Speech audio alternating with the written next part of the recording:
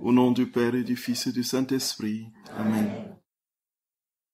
Chers frères et sœurs bien-aimés, donc nous voulons dire un infini merci à notre Dieu qui nous a acheminés jusqu'à ces derniers instants de la retraite. Et puis, plus que jamais, nous lui dirons merci, frères et sœurs d'amour, parce que nous voyons comment il se déploie sous nos yeux et comment, plus que jamais, il a soif de nos âmes. Et je veux le remercier vraiment de tout cœur, de manière vibrante, pour cette qualité de silence qu'il nous a donné pendant cette retraite. C'est vraiment inouï, profond, vraiment. C'est-à-dire, aucune œuvre humaine n'est parfaite, mais vraiment là, le Seigneur a fait fort. Il a vraiment travaillé cette grâce-là. Et puisse le Seigneur nous accorder, frères et sœurs bien-aimés, de ne pas la perdre. Comprenons qu'il ne peut se révéler que dans le silence de notre cœur. Et que même dans l'espace du bruit extérieur de nos activités de tous les jours, que nous gardions cette attention constante en lui, dans notre cœur, dans le silence intérieur, dans le sanctuaire de notre âme. Il n'y a pas d'autre possibilité pour qu'il se manifeste et qu'il nous transforme en lui. Et donc nous sommes partis pour un marathon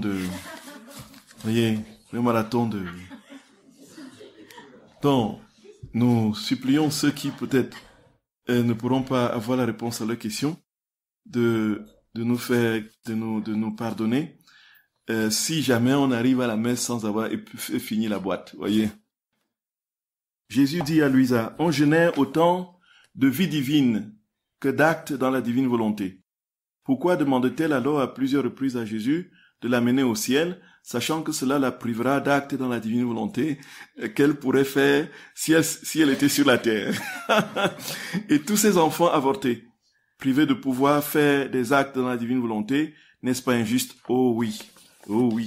Je réponds pas le dernier volet de la question. C'est-à-dire, on a privé ces enfants, effectivement, des vies de Dieu qu'elles auraient pu, ça c'est pas la première fois qu'on me pose la question, qu'elles auraient pu, au cours de leur existence, produire, voyez. Et ça, frères et sœurs d'amour, ça nous ramène devant le drame de ce grand mystère de l'iniquité, de la suppression des vies non nées. Ici, frères et sœurs d'amour, c'est pour nous l'occasion de prier de tout notre cœur pour que le Seigneur touche des âmes et que son œuvre commence à se répandre comme on le voit déjà aux États-Unis, qu'il y ait quelque chose dans l'ordre, au rebout de tout ce qui se passe, ce bien-aimé, que l'action du Seigneur soit infiniment plus puissante que les affres du démon dans ce domaine. Et puis... Père, ajoutez à votre réponse le fait que par grâce, oui, nous sommes ici à la Sainte-Baume. Oui, c'est ça. Le chemin de consolation. Voilà. Tout à fait exactement. Et le chemin de consolation. Et puis, pour dire aux mamans aussi qui sont arrivées à cet acte, vraiment que la miséricorde de Dieu est infiniment plus grande que ce que l'on peut poser, même si nous étions à nous seuls, capables, comme dit Maître Eckhart, d'avoir fait les péchés de tous les hommes de tous les temps. Voyez, le Seigneur nous pardonne. Lorsque la contrition est profonde et vraie, nous restons, nous guéris. Le temps, dit Maître Eckhart, de sourciller. Donc de battre la paupière comme ça, tout est terminé. Voyez. Donc c'est un appel d'une part à prier pour que ce drame ne se perpétue plus, et puis que les âmes qui sont plus ou moins en responsabilité soient apaisées par la miséricorde du Seigneur si elles font la démarche en priant qui, de toutes les façons, la main de miséricorde travaille ardemment à restaurer ces mamans. Et pour le premier volet de la question, quand on est avec Jésus, mais c'est des vies divines qui se répandent, vous voyez, des vies divines. Remarquons, quand nous sommes dans nos actes terrestres, voilà, le Seigneur parle de l'acte préalable et de l'acte actuel. Dans l'acte préalable, il dit que l'acte préalable ne peut pas suffire en lui parce que, ne peut pas suffire parfaitement parce que il y a, n'est-ce pas, la gangrène des intérêts personnels, et puis des oublis, et puis des trucs, voyez. Déjà, nous voyons que même dans les actes, dans la divine volonté sur la terre, la perfection n'est pas absolue. Si nous étions, c'est pourquoi Jésus parle de l'acte actuel, qu'au moment de poser l'acte, qu'on lui demande de venir s'insérer dans cet acte. Il faudrait même que, si on devrait être vigilant et attentif, que chaque instant de l'acte soit porté par l'attention à sa présence qui accomplit l'acte. On voit bien que Jésus, de toutes les façons, supplée. L'acte, c'est sa vie divine. Mais en Dieu, hors de notre corps, nous sommes parfaitement en lui. Et donc, quand il nous promène dans les airs, comme il promène Louisa, quand il le fait circuler, c'est des actes c'est lui-même c'est la plénitude de la divine volonté. On peut pas rêver plus, mieux. Vous voyez un peu, frère, cet amour. Le Seigneur, quand il viendra nous chercher pour nous amener à lui, on va pas dire, Seigneur, attends que je pose des actes. Vous voyez? Parce que les actes vont te produire. Non, nous allons courir dans ses bras. Parce que l'éternité, ce sera établi, frères et sœurs bien-aimés, dans la perfection de l'amour. Dieu viendra, il n'y aura plus une seule once de distraction. Il n'y aura plus une seule once d'intérêt personnel et propre. Il n'y aura plus une seule once de, voyez, ce sera, voilà. Donc, vaudrait mieux aller avec Jésus et se promener tout le temps plutôt que de poser des actes ici, parce que là, c'est la perfection de la divine volonté, vous voyez. Donc, peut-on faire un parallèle entre la souffrance de Louisa et celle de Marie lors de la perte de Jésus à 12 ans à Jérusalem? Le parallèle, la souffrance de Marie d'avoir perdu son fils à 12 ans et la souffrance de Louisa de se rendre compte que c'est la même souffrance d'amour. Que il y a 5 minutes, son Jésus n'est plus là, voyez, il n'est plus là depuis 5 minutes. C'est la même souffrance d'amour. Nous avons compris, le Seigneur nous a dit très clairement dans ce texte que nous avons médité, frères et sœurs bien-aimés, qu'il y a cette souffrance, le martyre de l'amour, et le martyre, la croix, c'est un double volet. C'est-à-dire qu'il y a l'amour, il y a la souffrance. Alors cet amour qui est à l'origine de la souffrance, c'est l'amour que Marie a éprouvé pour son fils perdu, c'est l'amour que Louisa éprouve pour son Jésus qui s'est éloigné depuis un certain temps. C'est le même amour, donc un amour ardent. Donc sauf qu'on peut dire qu'ici, avec Louisa, c'est un amour encore humain, puisque c'est une créature pécheresse, et avec notre très sainte mère, c'est les entrailles d'une mère qui n'a jamais dit non à son créateur, qui n'a jamais péché, et cet amour est encore plus dévorant et plus ardent que ce que Louisa peut manifester. Vous voyez, frères et sœurs d'amour.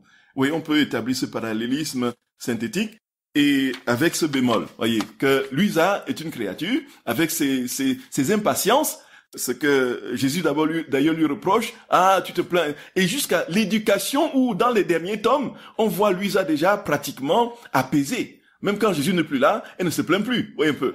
Parce qu'elle est établie dans cette perfection de la présence de Dieu, par la foi, même s'il n'y a plus le ressentiment. Donc il y a une éducation, une pédagogie divine particulièrement efficace, qui amène l'âme progressivement des simples sentiments jusqu'à la conscience imperturbable de la présence de Dieu, même quand le sentiment est absent.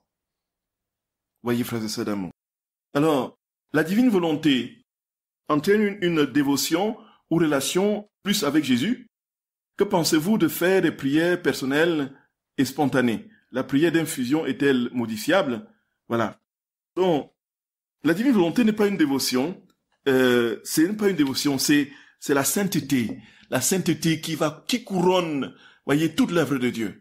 C'est-à-dire que c'est quand on dit dévotion, on dit parcimonie de destinataire de la dévotion et puis parcimonie de grâce. Mais ici, on parle d'une sainteté, d'une vie en Dieu. Nous ne sommes plus en train de réclamer une petite grâce pour l'intelligence, une petite grâce, n'est-ce pas, pour la prophétie, une petite grâce, pour tel charisme, une petite grâce, pour être humble, une petite grâce, pour être pur, une petite grâce, pour être doux, une petite grâce pour aimer la pauvreté. On convoque la Trinité dans l'âme. Et la Trinité vient, Dieu vient, la divine volonté vient avec la perfection de ses attributs et de ses prérogatives. Et cette perfection, frères et sœurs d'amour, nous établit dans la sainteté absolue, parfaite et immaculée de Dieu. Et à ce niveau, il n'y a absolument plus rien qui compte. C'est-à-dire que désormais, toutes les vertus sont assumées, sont consumées, épanouies, transfigurées et divinisées dans la divine volonté. Et l'âme, désormais, n'est plus qu'un miroir, une réverbération du Dieu trois fois saint. Les trinités qui marchent dans nos cœurs, dans nos âmes. Nous marchons dans la rue, c'est la Trinité qui se meut. Voyez un peu. Parce que nos facultés, les facultés de nos âmes sont saisies, imprégnées. Et puis, les prières spontanées, bien sûr, personnelles spontanées, bien sûr. Et bien au contraire, les encourager, les intensifier le plus que l'on peut. De toute façon, la divine volonté vient épanouir et non abolir. Voyez? Naturellement, ces prières spontanées vont se transformer progressivement en rondes, où nous ne serons plus dans une prière spontanée limitée contextuellement. Mais nous serons dans une prière portée par Dieu en nous, par sa voix, qui va retentir sur toutes les créatures de tous les temps. Voyez ça, frères et sœurs d'amour. Avec Louisa et la divine volonté, est-ce qu'on peut modifier la prière d'infusion? En fait, ce qui est le plus important, c'est l'élan du cœur, l'élan de l'âme, voyez. Ce ne sont pas les mots et les phrases, c'est l'élan du cœur de l'âme. Et quand on voit, frères et sœurs d'amour, notre très sainte mère, quand elle apparaît aux voyants dans différentes apparitions, on voit dans un premier temps une articulation des paroles. On voit les lèvres qui bougent et tout de suite. Ça, c'est la pédagogie. Et au fur et à mesure que le temps passe, elle est silencieuse. Et l'âme qui est voyante dit, en fait, tout ce qu'elle avait dans son cœur allait directement droit dans mon cœur. Je le percevais de manière encore plus limpide et plus précis et plus parfaite, de manière plus parfaite que lorsque le langage est articulé. Donc tout n'est pas une question de mots, c'est une question de disposition de l'âme et d'union à Dieu. Voyez un peu, frères et sœurs d'amour. Mais pour ce qui est de la liturgie, donc il est recommandé que les rubriques soient respectées parce qu'il y a toute une théologie et toute une vérité surnaturelle derrière chaque rubrique.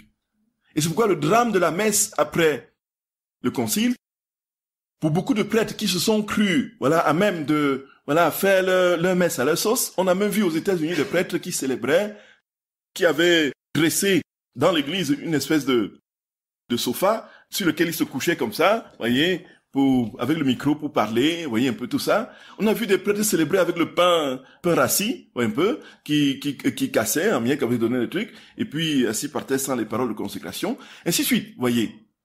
Non, nous voyons ici, ça c'est autre chose. Là, il y a vraiment des règles strictes qu'on ne peut pas. Mais pour ce qui est des prières personnelles qui sont en lien plus avec notre intimité avec le Seigneur, dans une relation personnelle, là, c'est le cœur qui compte.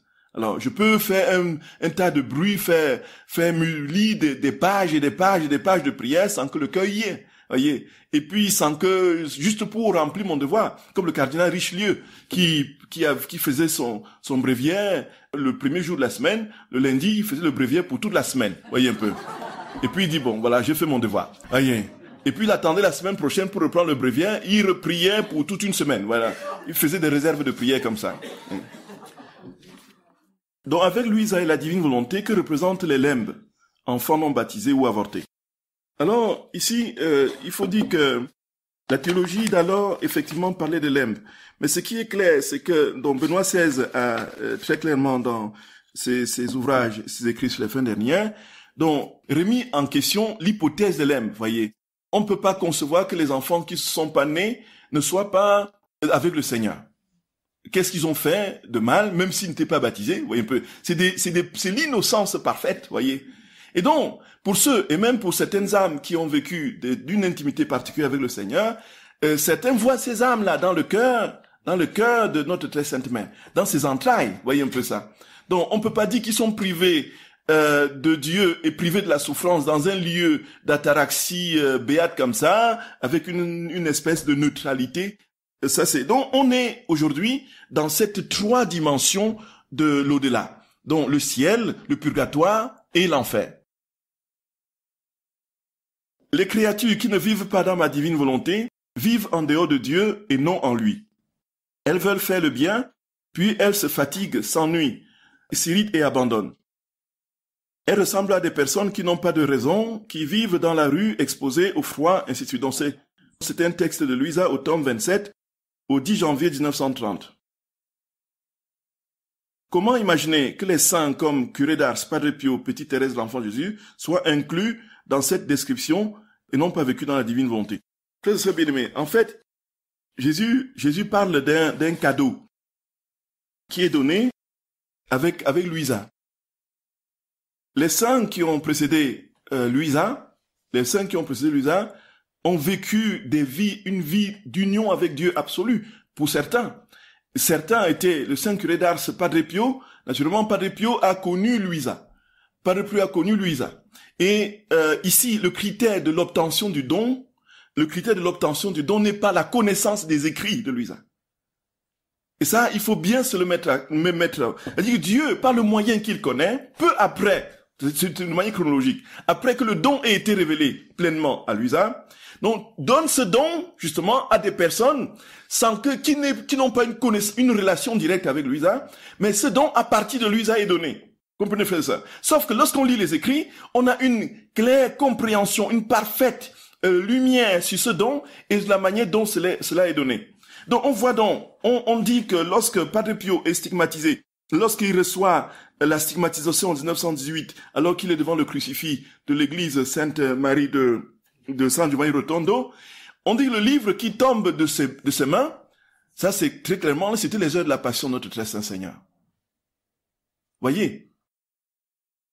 Et donc il était en train de méditer les heures de la passion de notre très saint Seigneur, Luisa, lorsque le Seigneur est venu le saisir. Donc en fait, je ne peux pas concevoir que Padre Pio n'ait pas été gratifié du don de la divine volonté.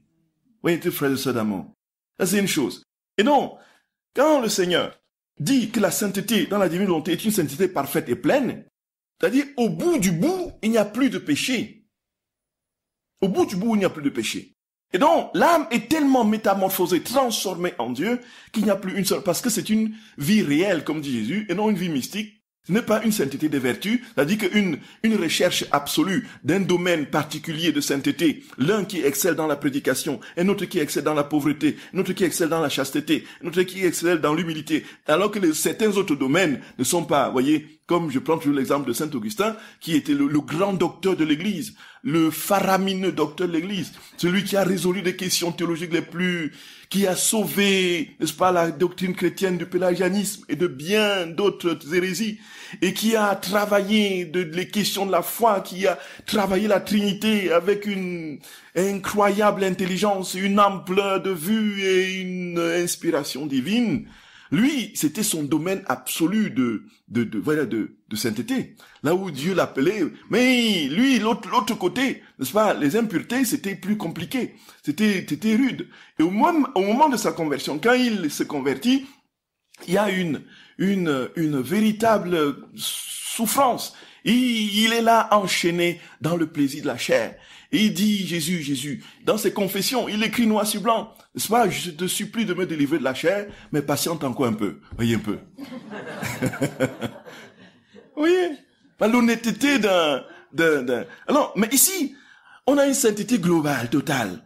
Vous entrez, frères et sœurs d'amour, dans la vie de Dieu, et vous êtes parfaitement transformés en lui.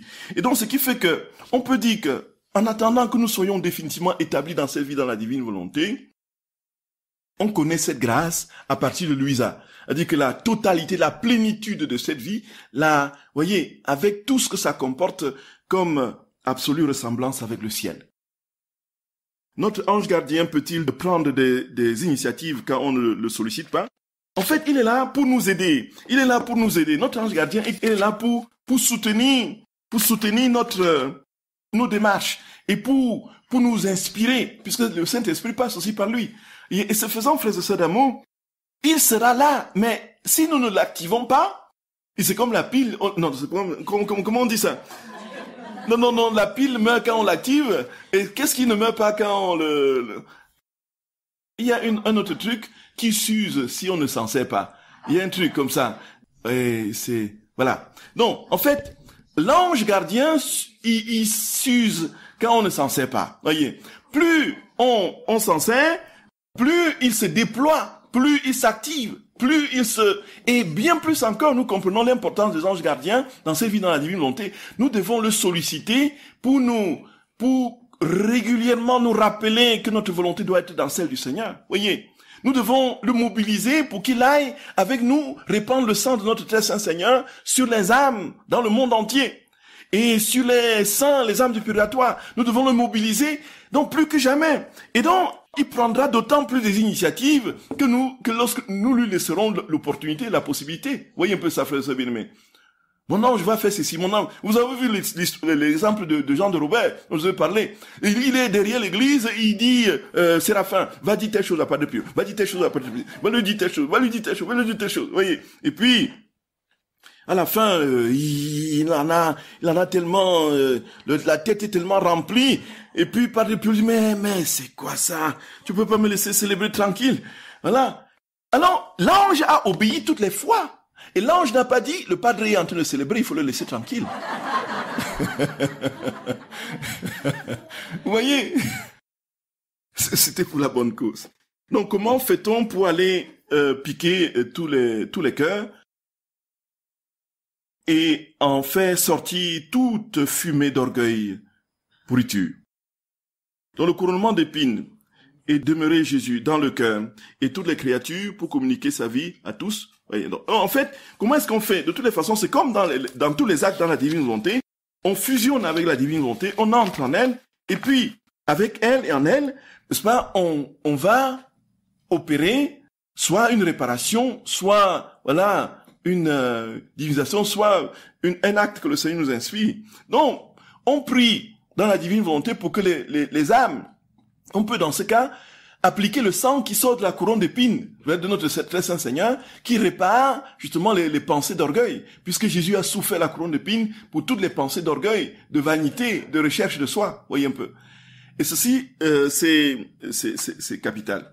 Comment peut-on refaire toute sa vie en un seul acte? Donc, disons que on entre encore là dans la question des réparations.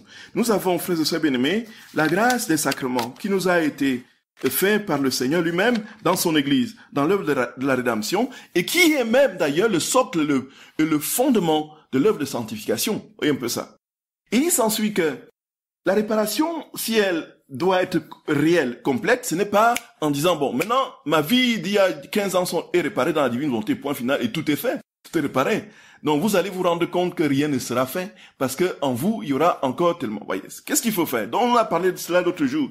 Il y a dans toute cette démarche, est-ce que mon cœur ressent encore de la haine? Est-ce que mon cœur ressent encore du ressentiment? Est-ce qu'il y a des péchés que je n'ai pas confessés? Voyez un peu. On les dépose dans le sacrement de réconciliation. On les dépose, on fait des démarches de pardon. Et maintenant, on demande au Seigneur, maintenant, ça dit que cette vie-là, ce n'est rien d'autre. Cette vie-là, dans ta divine volonté, je la refais comme je te donne tout ce que je n'ai pas pu te donner en matière d'amour, en matière de service, en matière de travail, en matière de pureté, je te la donne dans ta divine volonté, la perfection de tout ce que je n'ai pas pu te donner. Et pour nous, donc, la réparation est pour le Seigneur, la réparation est absolue parce que c'est la divine volonté qui opère. Mais les démarches préalables ont déjà été faites. C'est comme les dispositions du cœur, frères et sœurs bien-aimés. Nous ne pouvons pas dire avec la haine dans le cœur, et puis la méchanceté, et puis toutes sortes de recherches d'intérêt, dire divine volonté, viens. Alors divine volonté, moi je suis dans... Et naturellement, qu'est-ce qui va se produire? C'est l'orgueil. Qu'est-ce qui va se poser sur ces dispositions mal posées? C'est que ce sera l'orgueil. Ah non, moi je suis dans la divine volonté, La preuve que l'on dit qu'on est dans la divine volonté, on est dans la divine volonté, la preuve c'est qu'on n'y est pas. C'est la preuve concrète qu'on n'y est pas. Voyez un peu ça. Tout simplement parce que qu'est-ce qui, au fond de vous, puisque quand notre Seigneur vient se saisir de l'âme ne ressent qu'une seule chose, son néant. Son néant. L'âme rentre dans les profondeurs de son rien. Et le rien qui touche le tréfonds, frères et sœurs d'amour, le tréfonds de notre abjection, va rencontrer alors le tout de Dieu. Et le néant de l'homme et le tout de Dieu vont... Et c'est alors que la divine volonté se réalise. La divine volonté ne se réalise pas sur les rapines de la vanité, de l'orgueil, de la recherche des intérêts partisans. Voyez. Le discernement dans la divine volonté s'opère-t-il de façon différente de ce que nous a enseigné la tradition de l'Église? Comment savoir si la décision que je prends ou que j'impose aux autres est vraiment la volonté de Dieu ou ma volonté propre? Donc je fais le parallèle avec ce qui s'est passé parfois dans le nouveau charismatique. Donc le Saint-Esprit m'a dit, je sens très fort que et je le fais, et donc voilà. Tout à fait, frères et sœurs d'amour. Tout à fait. 2 Corinthiens au chapitre 3 du verset 17. Le Seigneur est l'Esprit. Et là où est l'Esprit du Seigneur, là est la liberté. Là est la liberté. Jésus ne viendra jamais te dire, il faut absolument que tu fasses telle chose. Il te montrera ce qui est bon pour toi.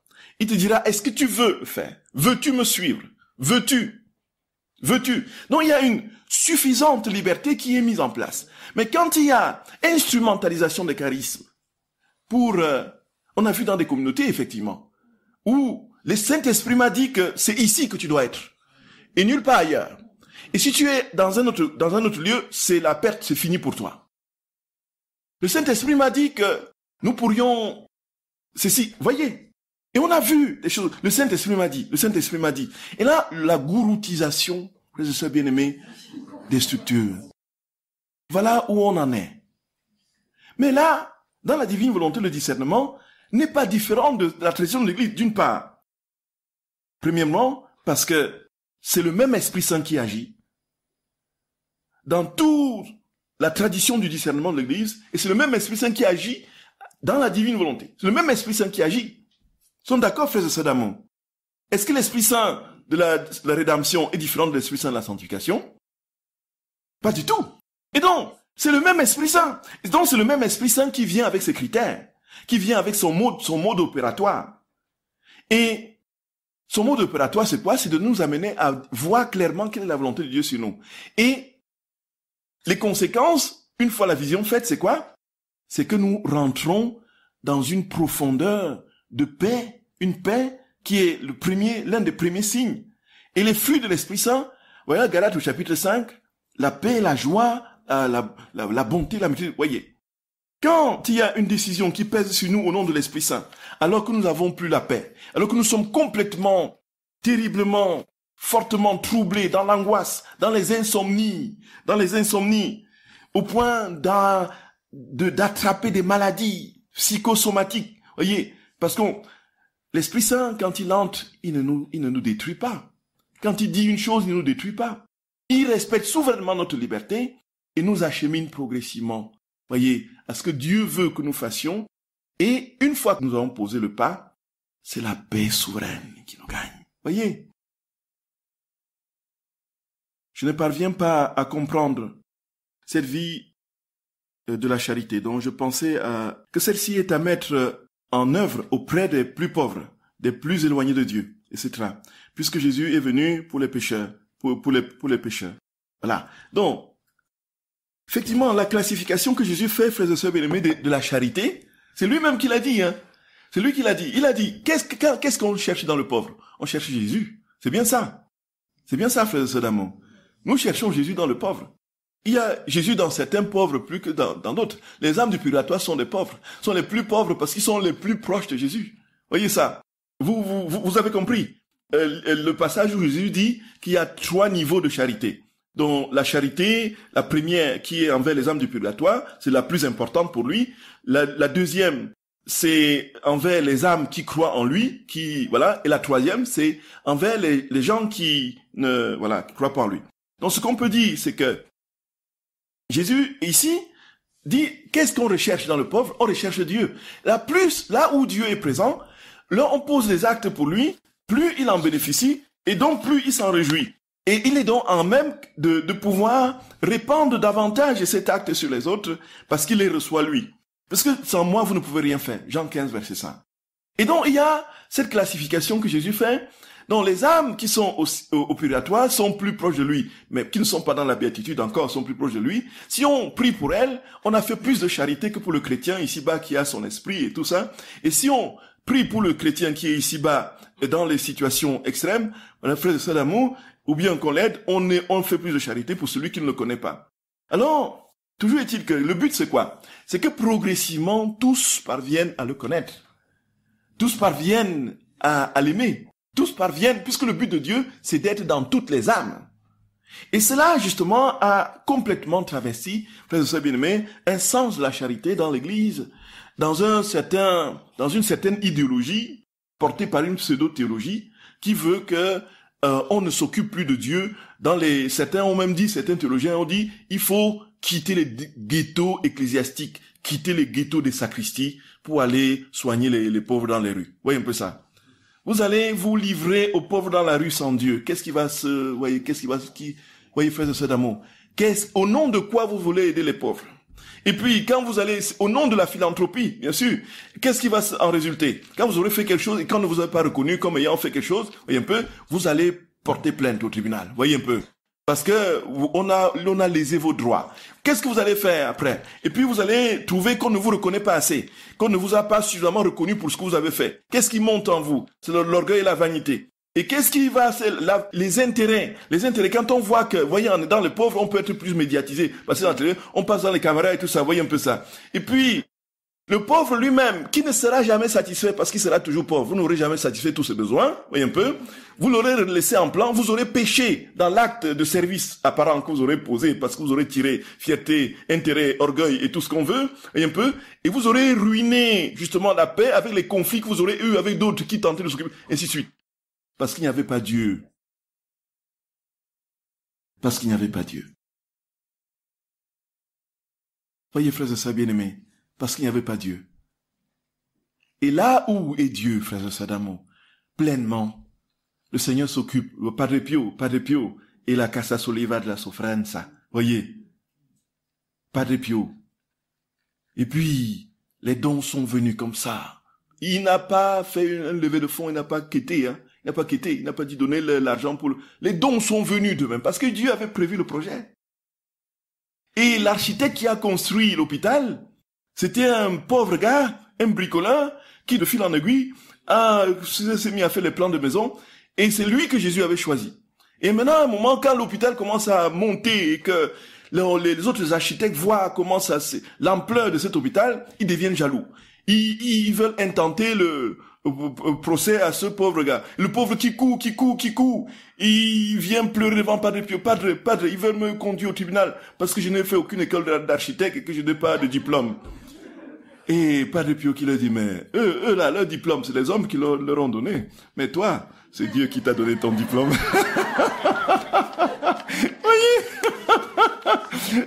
mais c'est bien.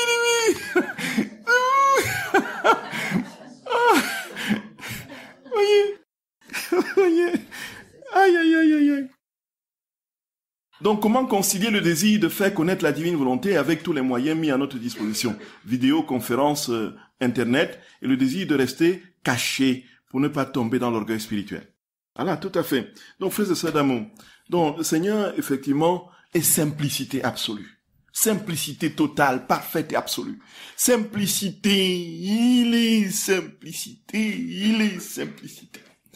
Et puis, Luisa Picaretta a vécu 65 ans dans ces mystères cachés. C'est Dieu qui fait son œuvre, frères et sœurs d'amour. C'est Dieu qui fait son œuvre. Et puis, s'il y a une chose à faire, c'est de lire les livres du ciel. Voyez, frères et sœurs d'amour. Vous pouvez même ne pas écouter ce que je braille dans les vidéos, là. Voyez un peu. Une seule chose à faire, lisez les livres du ciel. S'il y a quelque chose à faire, lisez les livres du ciel. Soulignez, voilà, et prenez des notes. C'est ce que j'ai fait pendant les 2 ans qui me permet de balbutier des choses devant vous comme ça. J'ai pris des notes, j'ai découpé, j'ai fait des thématiques, j'ai ainsi de suite. J'ai lu selon des et c'est comme ça que je peux très facilement, voilà, repérer tel passage, et ainsi de suite. Voilà. Donc, la première chose à faire, vous ne grandirez pas tant que vous n'avez pas, vous ne vous êtes pas coltiné au livre du ciel. Vous n'êtes pas coltiné au livre du ciel. Vous voyez, frères et sœurs d'amour. Peut-être une vidéo, par-ci, par-là, peut vous aider à comprendre tel ou tel point. Mais ne concentrez pas votre vie dans la divine volonté sur Internet. Je vous en supplie. Et là, on voit quoi? On papillonne. Telle vidéo, vous voyez un peu. Et finalement, on ne retient rien. Rien ne reste. Et puis, on vient me dire, oh, c'est bien ce que tu as dit, c'est inouï. On a retenu, c'est inouï. Voilà, c'est fini.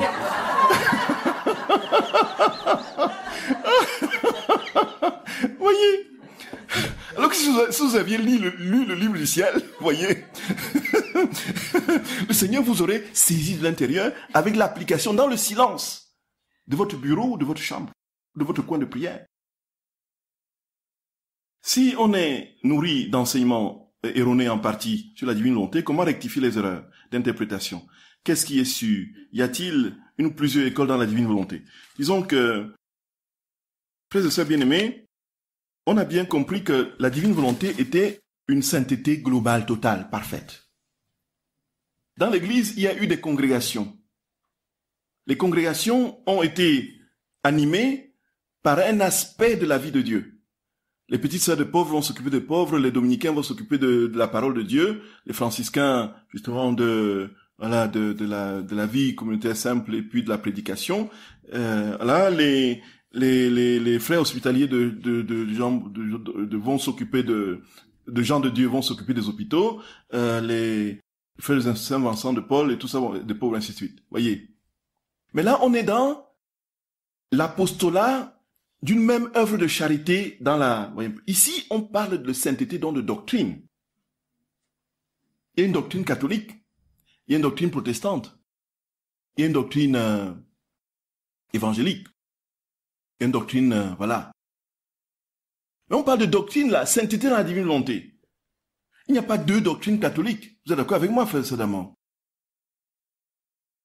Et donc, s'il y a des gens qui interprètent dans différents sens l'écriture, pour ce qui est de l'écriture, donc les interprétations, on a vu, où on a une interprétation juste qui vous porte vers Dieu, ou on a une autre qui vous éloigne de Dieu.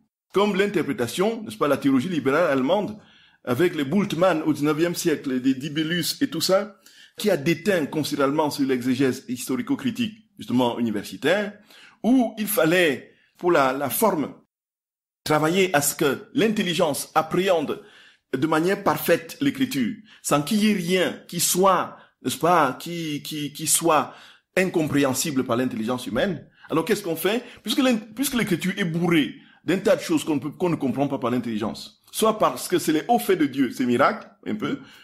Une chose est louable. Benoît XVI le dit très clairement, de manière pertinente dans sa trilogie sur le Jésus de Nazareth, son livre-là. Alors, elle a démontré ses avantages, l'exégèse historico-critique. Et aujourd'hui, plus que jamais, il est temps, dit Benoît XVI, de revenir à ce que Dieu nous donne comme message dans son écriture, dans la Bible. Et ce n'est pas en essayant de comprendre quel était le contexte dans lequel ça a été dit, pourquoi ça a été dit, quels sont les auteurs et quelle est leur culture pour l'évaluer, qu'on va pouvoir entrer dans la substantifique moelle du message de l'évangile. Et alors, cette école libérale a voulu donc entrer dans ce sabordage radical de tout le surnaturel dans l'écriture. Et du coup, elle va prôner la démythisation, la démythologisation, ainsi de suite, dont tous les miracles n'ont pas existé. Il faut le comprendre autrement, voyez, de manière symbolique, comme une sorte de, voyez, d'excroissance de la projection, voyez, anthropomorphique de la réalité humaine sur Dieu. Voyez un peu ça. Et tenter de voir très clairement, voilà, où se trouve la question du symbole, où se trouve une petite parcelle de vérité. Ce qui est clair, c'est qu'effectivement, Jésus est allé à la montagne, il a rassemblé 5000 personnes, il a rassemblé des gens, et puis les gens l'ont véritablement écouté. Cette partie du récit est à retenir. Mais une fois qu'il multiplie les pains, 5000 pains, non, pardon, 5 pains, voilà, et 2 poissons pour 5000 personnes, non, là, c'est un peu plus tenir. Rationnellement, ce n'est pas cohérent. Donc, en fait, il faut comprendre ce qu'en fait, les gens qui étaient sur la montagne avaient chacun leur pique-nique, voyez. Et puis, le moment venu, chacun a sorti son pique-nique, ils ont partagé. Donc, le sens de la multiplication du pain, c'est le partage. Voyez un peu. C'est le partage, c'est pouvoir partager. Donc, il n'y a pas eu de miracle comme ça, voyez. Et j'ai même eu des professeurs de théologie qui ont dit que Jésus n'était pas ressuscité. Il faut comprendre qu'une chose, il y a eu un temps, et puis il y a eu un autre temps, que Jésus n'est pas sorti du tombeau. Oui. Parce que ce n'est pas concevable naturellement, intellectuellement. Frères de l'amour. Donc, il y a ce qu'on peut avoir comme élément, il y a ce qu'il y a, la doctrine est une doctrine.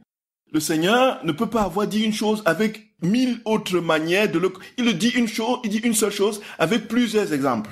Avec des centaines et des centaines d'exemples. Vous êtes d'accord, frère et bien-aimé? Quand vous lisez le livre du ciel, c'est le cas. Voyez. Il multiplie les exemples. Mais il ne dit pas 1000 choses. Il ne dit pas une chose et son contraire à la fois. Il ne peut pas se contredire. Et quand on parle d'école, on parle justement d'école dans les sciences, soit humaines, soit dans les sciences. C'est des théories qui se confondent, qui s'opposent. Jésus peut être en train de s'opposer à lui-même. Bon, à vous de tirer les conclusions. Donc, vivre dans la divine volonté change radicalement la nature de nos actes, puisque c'est la divine volonté qui agit en nous et à travers nous. Mais change-t-elle nos actes, nos choix, nos décisions, les oriente-t-elle et de quelle manière? En fait, l'acte doit être bon. L'acte doit être bon. Et si un acte est bon, la divine volonté, si ça n'empare. Mais si l'acte est pécamineux, il n'y a pas de divine volonté possible qui puisse rentrer dans l'acte pécamineux. Voyez un peu. Si je suis à 22 heures en train de siffloter un cinquième verre de whisky, voyez un peu ça, en demandant à la divine volonté de venir le boire en moi, voyez un peu.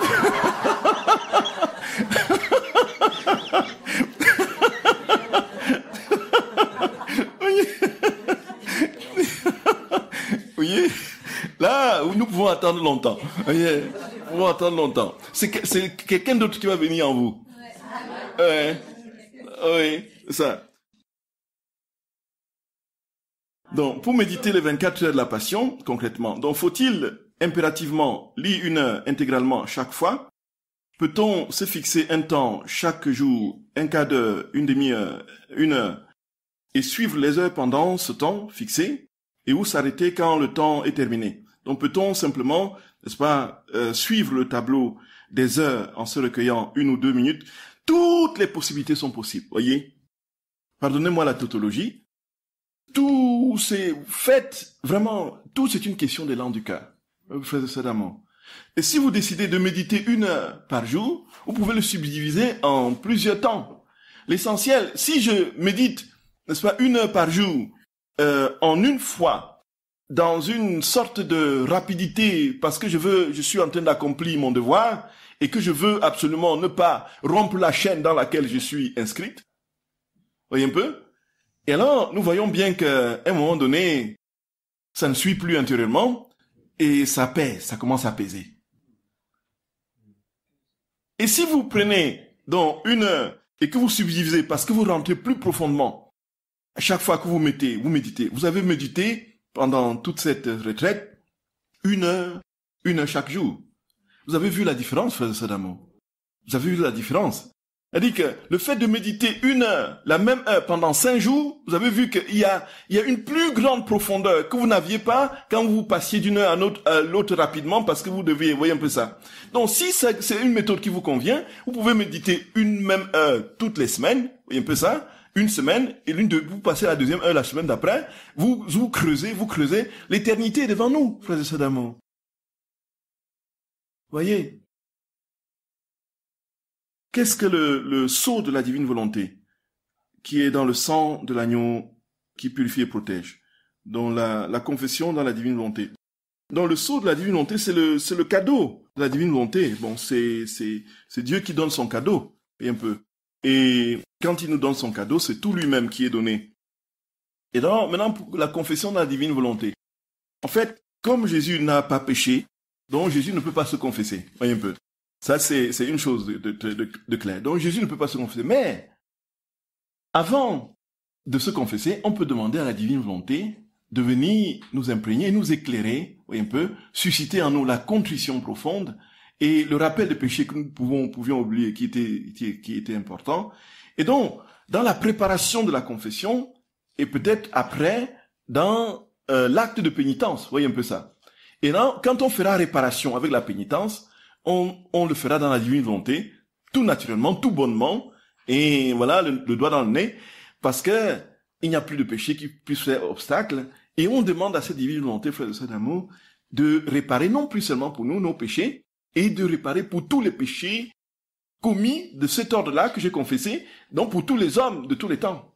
Voyez un peu, frères et sœurs d'amour.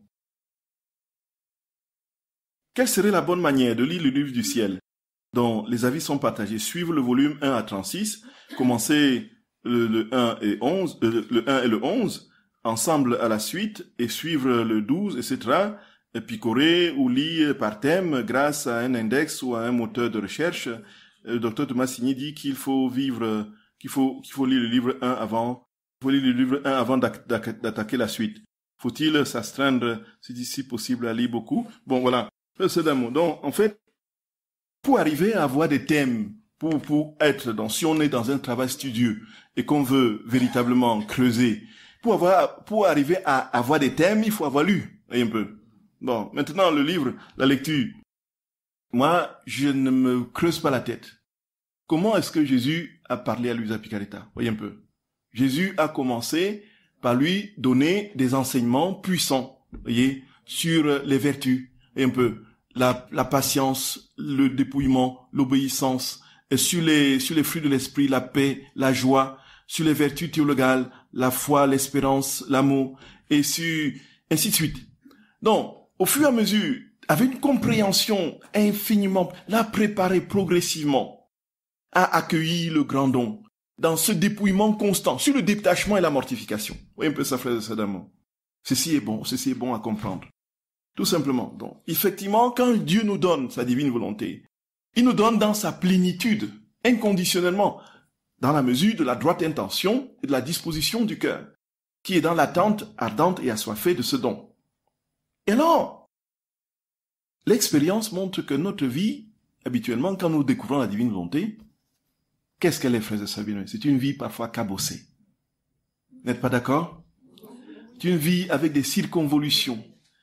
C'est une vie avec toutes sortes de, voyez, toutes sortes de trucs qui sont encore des miasmes. Le cœur est alourdi par ceci, par cela, par ceci, par cela. Et nous sautons droit au tome 11, sautons droit au tome 12, et nous disons, bon voilà, divine volonté vient maintenant. Quel est le travail que nous avons fait préalablement? Sommes-nous plus intelligents que notre très saint Seigneur, frère et sœurs bien-aimés, qui a voulu éduquer Louisa de manière graduelle et progressive?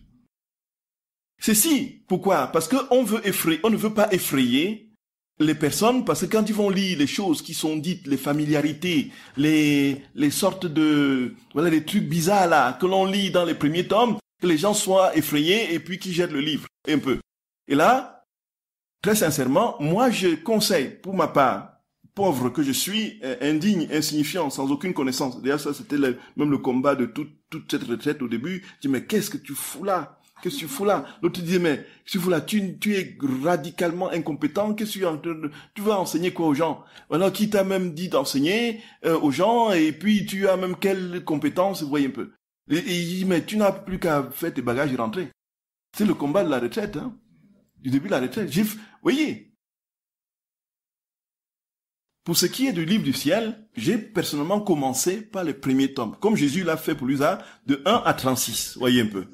Et on grandit au fur et à mesure de ce que, et puis au fur et à mesure justement de lecture, l'opération, la grâce qui est donnée du fait de ces vérités qui sont imprégnées en nous et qui nous transforment dans ce que Jésus dit à Luisa, et en même temps l'inspiration que ça nous donne pour guérir, restaurer notre être profond, avant, au moment donné, une fois qu'on entre pleinement et qu'on commence vraiment à vivre cette vie de manière goûteuse, voyez, je n'ai pas trouvé d'autre moyen que de suivre la suite.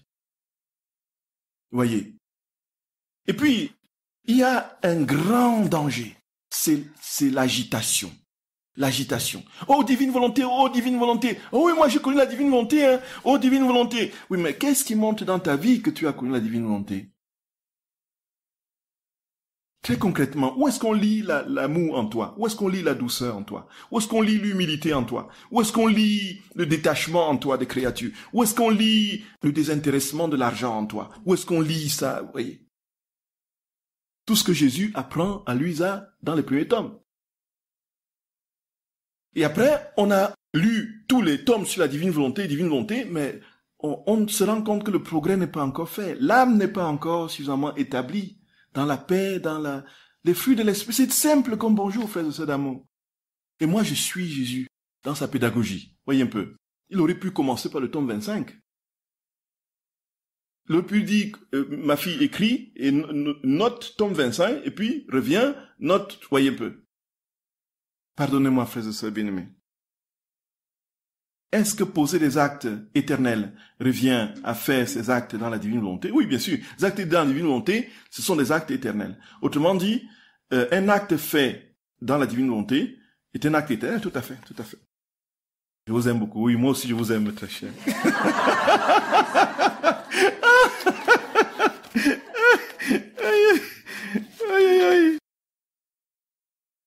Quand on a beaucoup péché, on ne se souvient pas de tous les péchés. Il y a eu donc plein qu'on n'a pas confessé.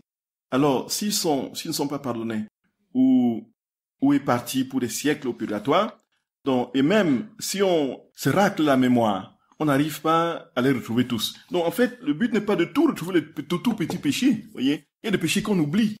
Mais Jésus les pardonne. Il les pardonne lorsqu'on a confessé pour tous les péchés oubliés. Je termine ma confession toujours par pardon pour tous les péchés oubliés. Que j'ai véritablement oublié. Non pas que j'ai faim d'oublier ou bien que j'ai caché. Voyez, mais le Seigneur les pardonne et les restaure. Il n'y a pas de problème à ça. Ceci n'est pas une question, mais juste un petit rappel pour ceux qui, comme moi, ont des sérieux problèmes de mémoire. C'est un vrai booster divin pour hâter le retour de Jésus d'amour. Et comme l'union fait la force, le voici. Il s'agit le plus souvent possible de demander l'intercession des trois personnes distinctes de la Trinité qui, unies à une même volonté, renvoient tous nos actes au triple devant la divine majesté. La mère, de la terre. La mère, le fils, la fiancée Louisa. Très très bien.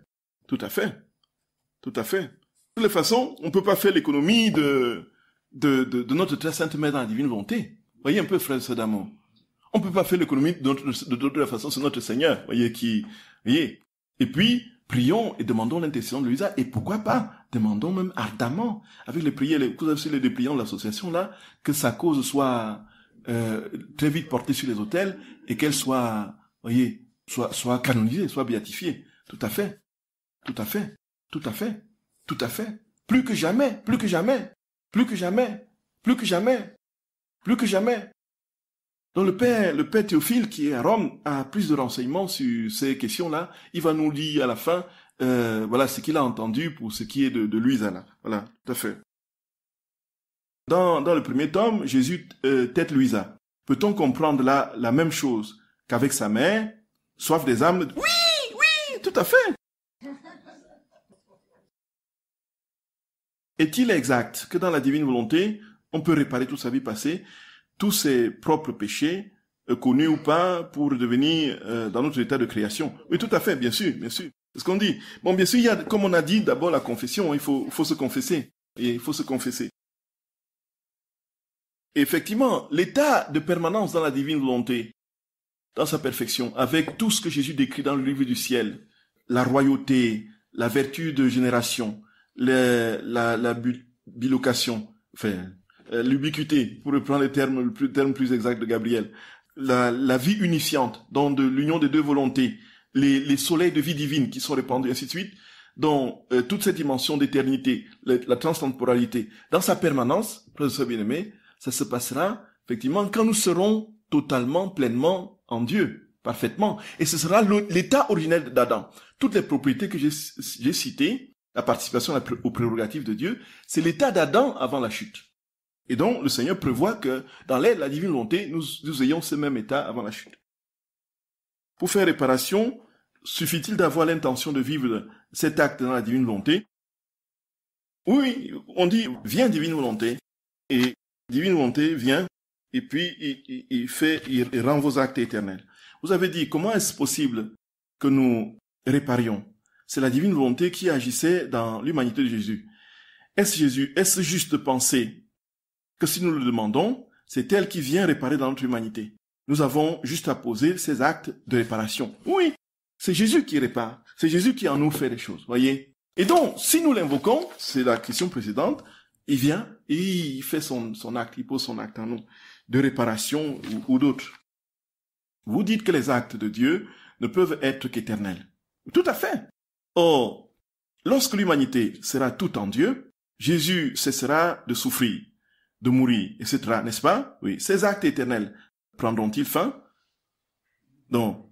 Non, pas du tout. Non, Jésus ne cesse... Comment? Ils sont éternels. Si l'acte de Dieu est éternel, ça veut dire que ça ne prendra jamais fin. Jamais fin. Et quand nous serons pleinement infusés dans cette vie divine, comme nous sommes dans l'humanité de Jésus, si nous sommes dans cette permanence, Jésus prévoit même, et c'est ce qu'il dit dans plusieurs passages du livre du ciel, nos corps même ne vont pas subir la décomposition. Vous voyez ça, frères et sœurs bien-aimés? Je ne sais pas si je verrai ce jour-là. Mais Jésus prévoit. Nous, les corps de ceux qui seront là, et peut-être que je serai parmi, je ne sais pas. Saint Paul, dans la première épître aux Thessaloniciens, il disait, nous qui sommes vivants, voyez, nous verrons le Seigneur descendre. Vous voyez, 2000 ans sont passés. Jésus dit que les corps seront dans les tombeaux sans décomposition. C'est-à-dire que les Padre Pio, les curés d'Ars, les Sainte Bernadette Soubirous, voyez, ne seront plus l'exception. Voyez un peu ça. Et il y a des reliquaires partout, voyez.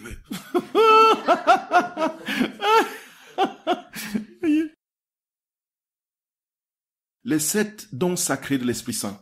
Dans Isaïe au chapitre 11, un rameau sortira de la source de Jessé, un rejeton de ses racines, sur lui reposera l'Esprit du Seigneur. Esprit de sagesse et d'intelligence, esprit de conseil et de force, esprit de science et de piété, esprit de la crainte du Seigneur. Voilà où on a les 7 dons de l'Esprit Saint dans l'Écriture. Et on a ces déclinaisons dans les premiers épîtres aux Corinthiens chapitre 12 et puis 14. Pensez-vous que l'on peut proposer à des recommençants de lire chaque jour la Passion et à des malades? Déjà, il faut pour les recommençants, à mon avis, leur dire ce que c'est que ces heures de la Passion, qu'on les fait méditer. Déjà, qu'ils soient au courant de ce que c'est. Voyez. Qu'ils aient donc une claire compréhension de ce qu'ils vont poser comme acte, dans ce sens-là. Et les recommençants, ça dépend de ce qu'ils ont besoin d'abord d'avoir comme notion. Donc si ils sont dans le b.a.-ba de la vie spirituelle parce que ils n'ont jamais rien eu depuis leur première communion, et ils sont tout à disparu, peut-être les amener déjà à lire l'écriture, à connaître qui est Jésus. Un peu ça, frères et sœurs d'amour. L'évangile de Saint Jean est généralement recommandé, où il y a, donc c'est l'évangile qui a le plus de paroles de Jésus en direct. Donc l'évangile de Saint Jean, et donc peut-être les amener à lire l'écriture, et puis quand ils auront lu le chapitre 19 de l'évangile de Saint Jean, où il parle de la passion, et peut-être que là, ayant approfondi cette dimension de la passion de Jésus, ils peuvent maintenant se jeter dans la méditation des heures de la passion, sinon il y aura des choses qui vont les effrayer, oui un peu. Luisa qui dit, maintenant, Antoine ceci, maintenant je prends les gouttes de ton sang, il dit, c'est quoi ça, voyez un peu. Donc, bien sûr, ça dépend des niveaux des recommençants. Il y a des recommençants qui commencent fort, d'autres qui commencent timidement. Vous priez, vous discernez ce que le Seigneur vous donnera comme... Lorsque l'on répare les offenses de Jésus, nous réparons aussi le cœur de Marie, si j'ai bien compris, puisque l'un ne va pas sans l'autre, n'est-ce pas? Tout à fait. En réparant le cœur de Jésus, nous réparons le cœur de Marie. Donc, seule la souffrance peut enfanter les âmes, disait la petite Thérèse. Alors, outre les épines ou les croix que Jésus nous accorde, avec son amour, et par amour, pour nous, que pensez-vous, mon Père, de celles supplémentaires que nous pourrions nous infliger?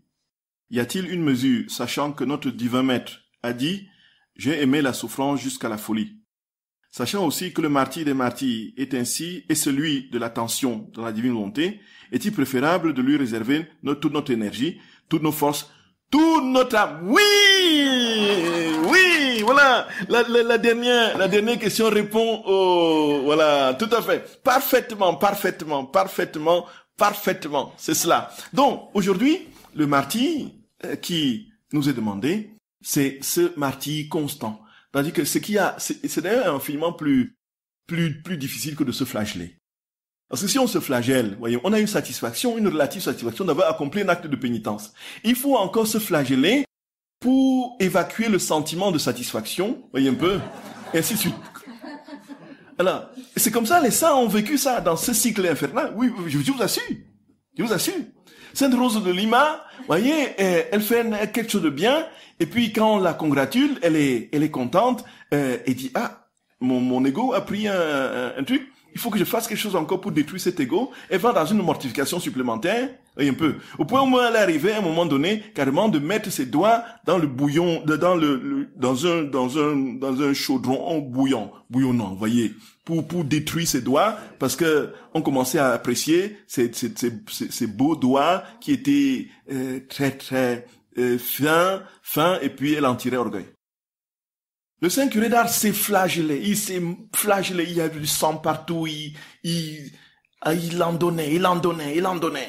Le corps, à un moment donné, frère Sabine, mais à la fin, il a reconnu. Et puis, il a même dit que Jean-Paul II se flagellait.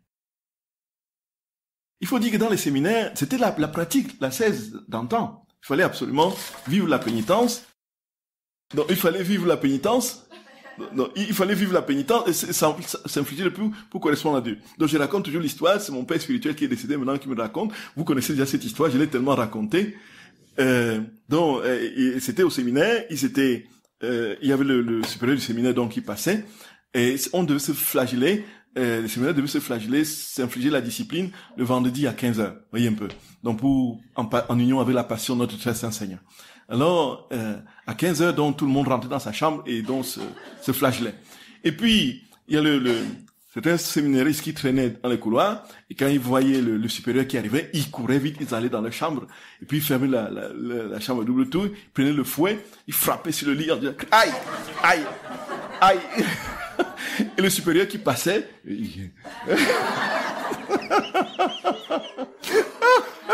Mon père spirituel me l'a raconté parce qu'il a vécu. Voyez un peu ça. Voyez.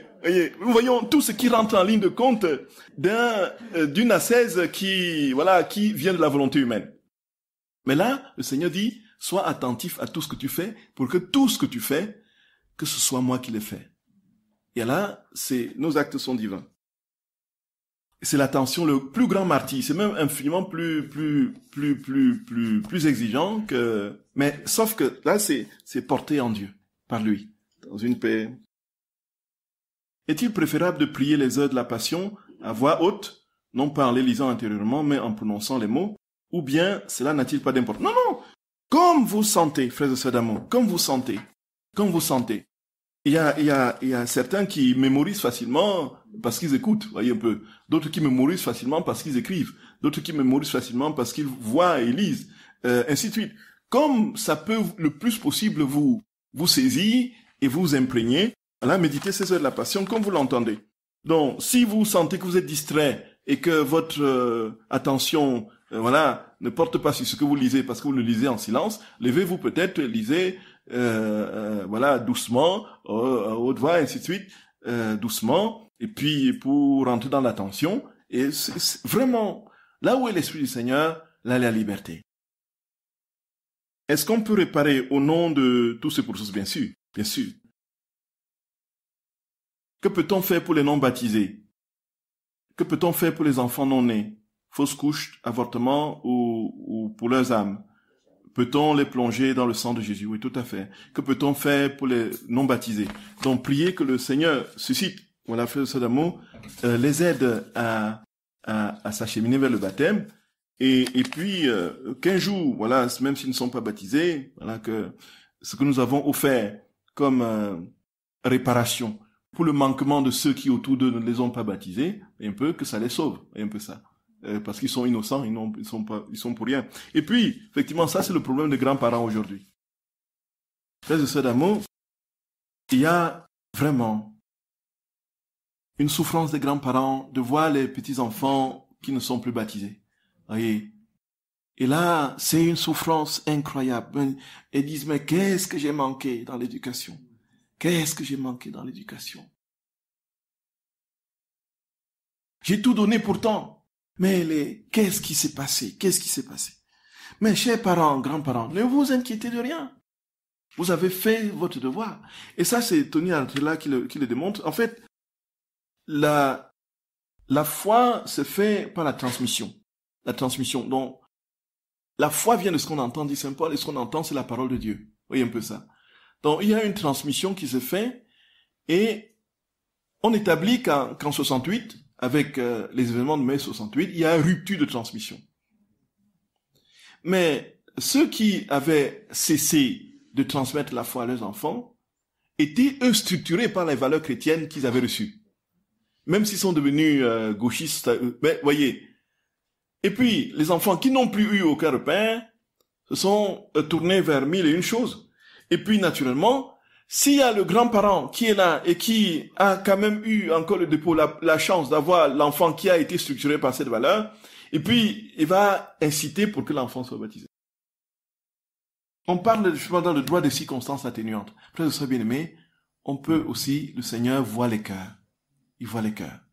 Il y a beaucoup qui sont perdus parce qu'ils n'ont pas entendu parler de Jésus. S'il avait entendu parler de lui, peut-être qu'il se serait tourné vers lui. Mon peuple meurt faute de connaissance. Jésus, frères et sœurs d'amour, par le moyen, comme dit le Concile Vatican II, qu'il connaît, les amènera au salut.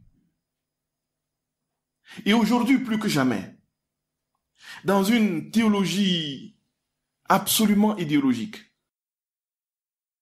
qui bloque, freine et met un terme tacite à l'évangélisation et à sur le fondement fallacieux de la globalisation, du respect mutuel des cultures et puis des religions, parler de Jésus devient quelque chose de profondément mal vu parce que c'est du prosélytisme, voyez, c'est du prosélytisme.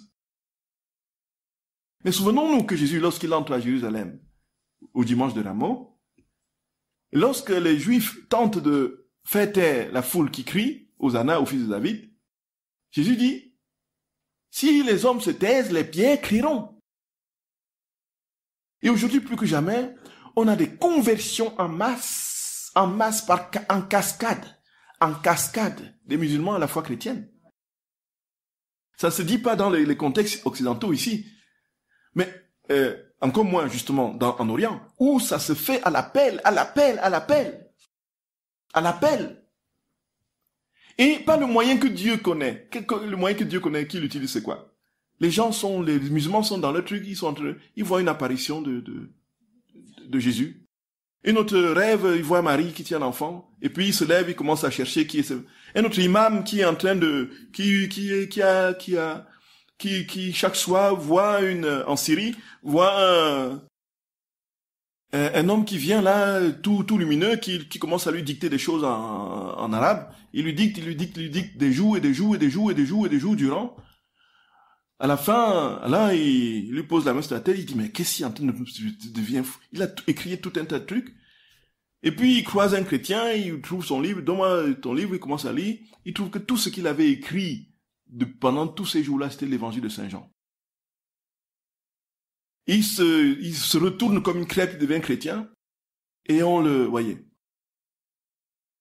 Vous, dans votre salon de théologie cartésienne, vous brassez des idées en contemplant votre nombril, voyez.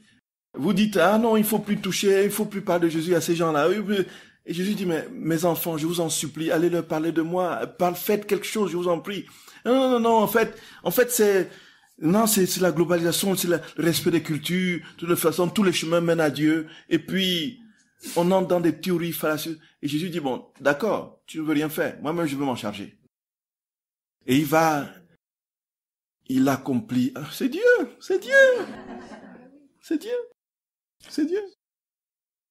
L'acte dans la divine volonté est-il binaire? Soit on y est, soit on n'y est pas, ou bien est-il nuancé?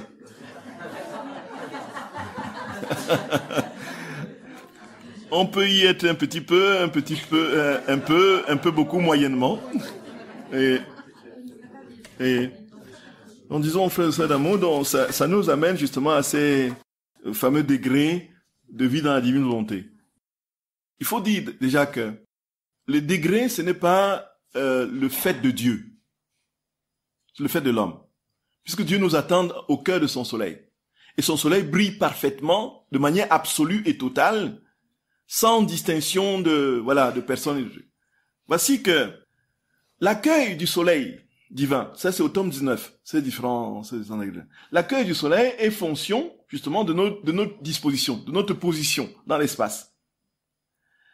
Celui qui est dans la maison et qui laisse rentrer une faible lumière de soleil, ce n'est pas le soleil qui lui a dit d'aller se mettre dans la maison. Vous êtes d'accord, frères et sœurs bien-aimés? C'est pas le soleil qui ne refuse pas de lui donner tous ses rayons.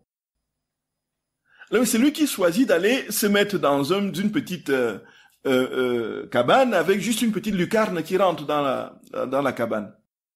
Une deuxième personne qui se met à l'extérieur de la cabane, il jouit de tous les effets du soleil, mais un troisième quand même personne qui va se placer Troisième, qu'il nous fasse se placer là où le soleil frappe la manière la plus intense à son zénith.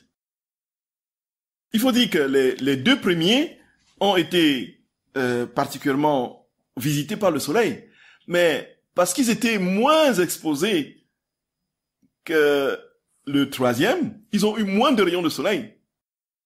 Et là vient le quatrième, ça peut être la même personne, en 19 c'est la même personne, alors qui va se loger au cœur du soleil, qui va se mettre dans le soleil carrément. Nous voyons bien que le soleil est lui imperturbable. Il donne pleinement ce qu'il a donné. Très concrètement, qu'est-ce qui se passe? Quand nous sommes dans les dispositions requises et que nous demandons la divine volonté dans sa plénitude, il nous donne cette divine volonté, Dieu se donne à nous pleinement, totalement, immédiatement et parfaitement. Si les dispositions du cœur sont là. Oui, frères et sœurs d'amour. Et quand il se donne, maintenant reste le temps. Si nous posons un acte, c'est l'acte divin qui se déploie dans ce qui nous... C'est lui qui a... Et cet acte a les contours et le coefficient d'éternité. Et nous pouvons choisir en ce moment, et c'est pourquoi il nous est demandé, là où l'Esprit du Seigneur là est la liberté, il nous est demandé de lui donner tous les jours notre volonté. Parce que nous sommes libres de lui retirer. Quand nous lui donnons notre volonté, frères et sœurs d'amour, quand nous sommes dans la droite intention de n'être plus que pour lui, il dit à Luisa Picaretta que il ferme la porte. Voyez, il ferme la porte. Alors, qu'est-ce que ça veut dire? Ça veut dire, il explique au tome 34 et au tome 36, que j'ai lu, il explique que tant que notre droite intention est là, d'être dans la divine volonté, les faiblesses ne l'empêcheront pas de vivre en nous, de venir vivre en nous. Nous pouvons sortir de temps en temps du fait de nos faiblesses, mais il ne nous refuse pas de se donner à nous de sa volonté. Et là, si nous voulons totalement, ne plus avoir affaire à lui, nous disons, je te retire ma volonté, alors il nous ouvre la porte et nous sortons. Voyez. En fait, tout est dans la disposition du cœur. Ce n'est jamais de la part de Dieu de dire, je me donne avec parcimonie. Je te donne juste quelques rayons. À toi, je choisis de te donner. C'est la plénitude que Dieu veut nous donner. Et donc, une chose est dans notre cheminement, au fur et à mesure des actes dans la divine volonté, nous construisons cette vie divine en nous, et à un moment donné, nous entrons toujours plus dans la permanence.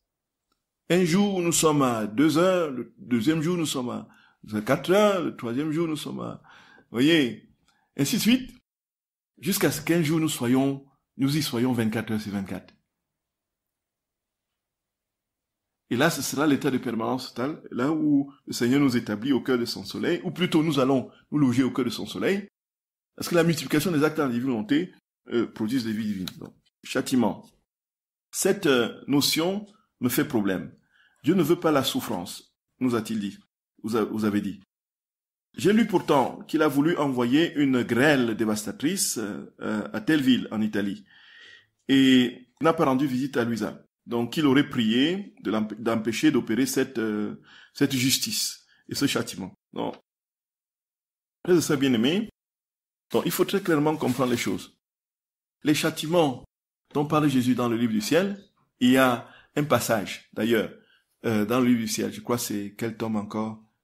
C'est pas sûr, tome 14, où Jésus dit, mais comment les gens peuvent-ils penser que je suis un Dieu terrible? Comment peuvent-ils penser que je suis un Dieu Comment peuvent-ils avoir peur de moi, alors que je ne suis qu'amour, miséricorde, tendresse? Comment peuvent-ils le penser, alors qu'il n'y a rien en moi qui puisse... Je ne suis que tendresse, miséricorde. J'ai fait imposer un seul acte de justice dans mon existence, c'était de chasser les marchands du temple. Et comme on l'a vu, frères et sœurs bien-aimés, ce qu'il fouettait, ce n'était pas les hommes, voyez un peu. Il n'a pas percé l'œil de quelqu'un, d'un marchand de temple là, ou bien parce qu'il a fouetté le truc. Il renversait les tables et le comptoir. Alors donc, la justice de Dieu, est toujours au service de sa miséricorde. La justice de Dieu est toujours au service de sa miséricorde. Et quand on parle des châtiments, les grêles et tout ça, croyons-nous qu'il y ait des anges dans le ciel qui fabriquent des grêles pour jeter sur les hommes? Ou bien on dit dans le Covid, c'est le châtiment de Dieu. Croyons-nous que il y ait des laboratoires au ciel où il y a certains anges qui fabriquent justement les SARS-CoV virus pour jeter sur les gens sur la terre. L'homme est responsable de... Les lois naturelles sont déréglées pour ce qui est de la météorologie du fait de l'homme. Dieu, la création, il vit que cela était bon. Il a tout fait de manière parfaite. Les hommes ont manipulé la nature. Aujourd'hui, avec ce qui se passe dans le laboratoire, les embryons chimères, où on croise les hommes et les animaux. Un docteur. Le docteur Martin Carvalho l'a dit oui. C'est l'horreur, frères et sœurs d'amour, l'horreur. Voilà, les lois naturelles qui sont manipulées. Et puis, on dit, Jésus, qu'est-ce qui se passe? Ce que j'ai compris, c'est qu'il y a une justice immanente. Il y a une conséquence à tout ce qui se passe. Alors lui, ça devait empêcher que ces gens-là ne subissent pas les conséquences des lois déréglées de ce qu'ils ont. Voyez.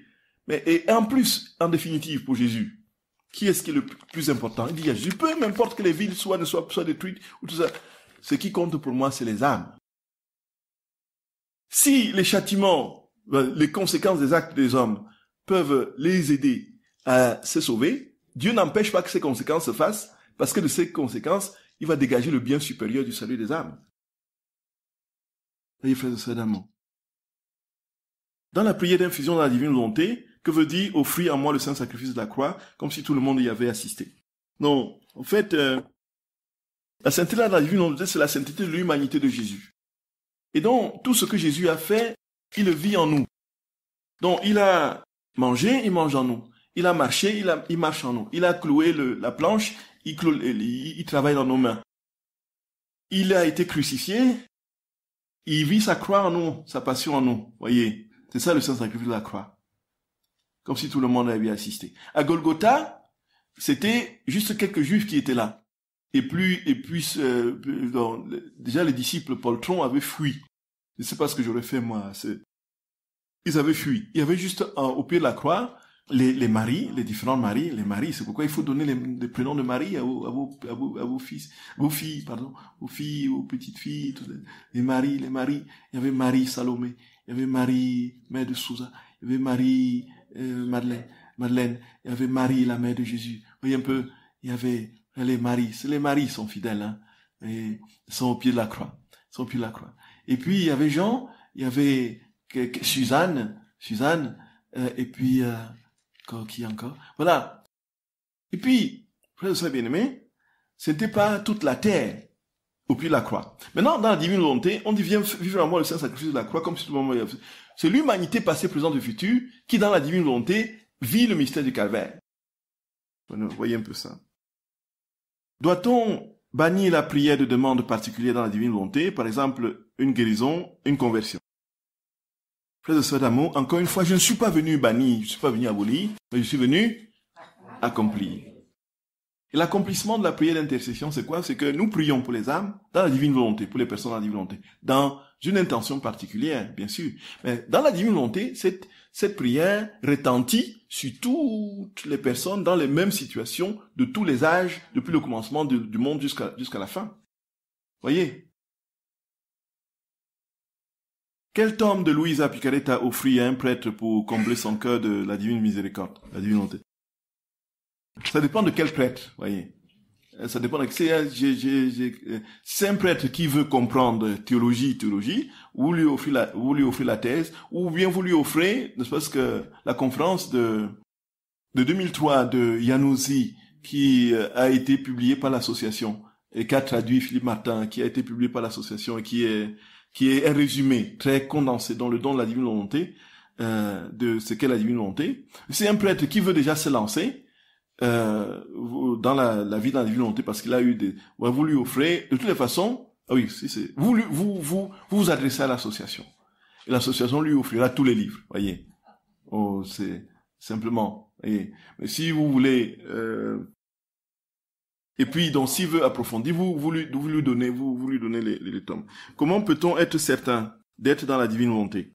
Donc, en fait, déjà, la vie dans la divine volonté, c'est la vie de la foi. Non. Parce que nous avons, frères et sœurs bien-aimés, tout ce que Jésus nous explique. Nous avons bien compris, frères et sœurs d'amour, Jésus nous dit tout ce qui se passe, c'est tout simplement, waouh, une affaire de ouf, comme disent les jeunes, vous voyez. Que les vies divines sortent de moindres petits gestes que nous faisons. C'est incroyable. Que nous marchions, Dieu sort de nos pas. Que nous parlions, Dieu sort de nos paroles. Nous respirons, Dieu sort de nos respirations. Et nous dormons, Dieu sort de nos ronflements. Waouh! Et si concrètement on devait voir cela sur un écran, si concrètement ça devait se passer, mais le monde serait complètement pulvérisé. Vous êtes d'accord, frères et sœurs bien-aimés? Dieu sortirait de partout et ce serait des conflagrations de vie divine en n'en plus fini, qui nous engloutiraient et qui nous placeraient dans 1001. Oh là là là là là. Mais, est-ce que vous avez déjà vu Dieu sortir de votre plume ou bien de votre fourchette de table ou bien de couteau de cuisine dont vous servez pour éplucher le... Vous voyez? Vous n'avez pas vu Dieu. Mais pourtant, là, c'est premier signe. C'est-à-dire, nous marchons par la foi. Deuxièmement, quels sont les fruits? Vous savez qu'on est dans la divine volonté. On ne peut pas être colérique, violent, méchant et dire qu'on est dans la divine volonté. Vous êtes d'accord, frère Sadamon? On ne peut pas être égoïste, grippe-sous, et puis voyant le pauvre autour de nous mourir sans l'aider. On ne peut pas être médisant, calomnieux et tout ça, et dire qu'on est dans la divine volonté. Vous êtes d'accord? Donc les fruits, c'est la sainteté, les fruits ordinaires de Galates au chapitre 5 et tout ça. Sachant que la divine volonté est tout, quelle part devons-nous encore accorder au combat temporel qui a si formidablement incarné Saint Jean d'Arc? Oui, tout à fait. Donc le combat temporel, c'est justement ce qu'on a dit le martyr là, de l'attention. Le martyr de l'attention. Donc, en fait, c'est Dieu qui va désormais travailler à... Et c'est ce que je disais à Notre-Dame du Lot. Il dit qu'en fait, on parle de l'unité de l'Église. Depuis, tout a été essayé pour que l'Église soit unie. On multiplie des rencontres œcuméniques, on multiplie des... Voilà. Bon, alors Jésus a pourtant une condition de l'unité, afin que tout soit un. Comme toi, Père, tu es en moi et moi en toi. Et cette perfection de l'unité, ce n'est rien d'autre que la vie dans la divine volonté, la perfection de l'union de deux volontés. Et au fur et à mesure, quand les âmes seront pleinement investies de cette unité, de deux volontés, alors l'unité se fera naturellement, sans qu'on ait besoin de, voyez, tout, parce que Dieu sera tout en tous. Et donc l'Église sera parfaitement unie.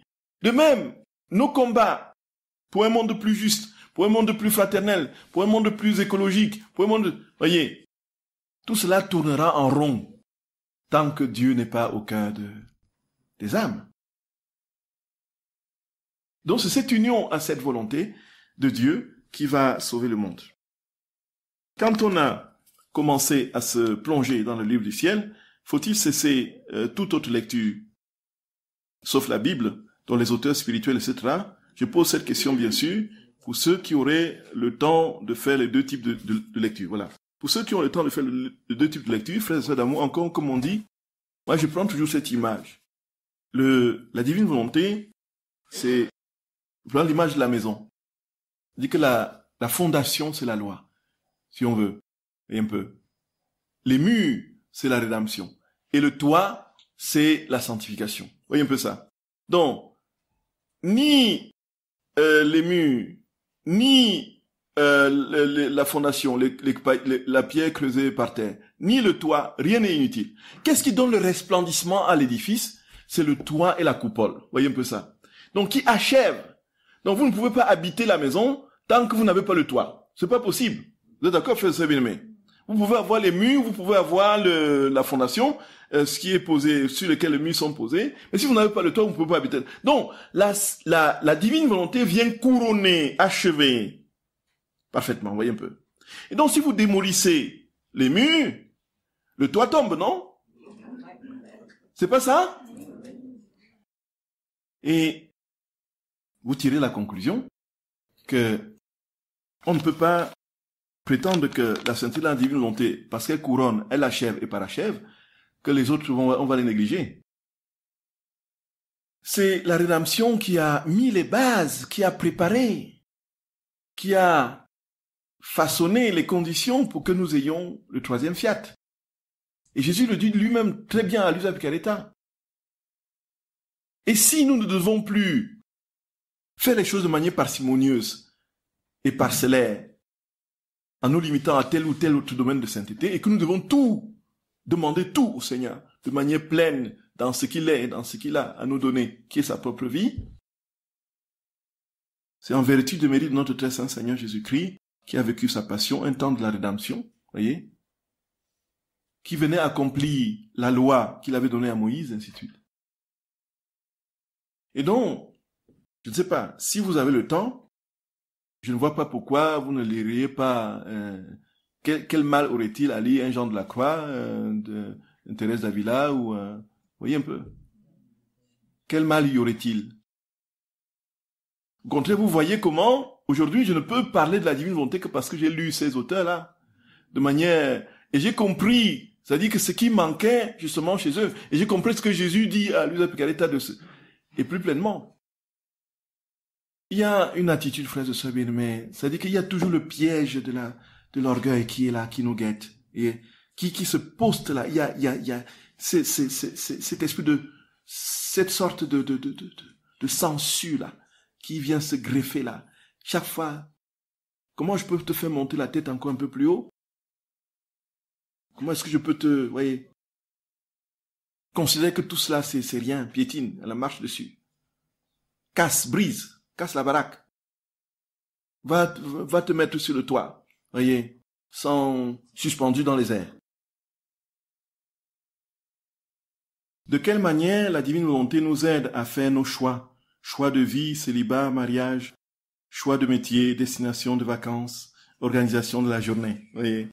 Au début de la journée, dans les actes préalables, nous disons à Jésus, Jésus, viens, voilà, viens faire ceci à moi, viens parler à moi, viens. On peut dire, Jésus, viens discerner à moi, viens discerner à moi. Il fait tout en nous, ce d'amour, tout en nous. Il fait tout en nous. Et donc, il ne va pas certainement dire, bon voilà, je veux que tu ailles plutôt en Côte d'Azur, ou bien au lieu d'aller à une retraite sur la divine volonté. Il va pas nous dire ça, vous voyez.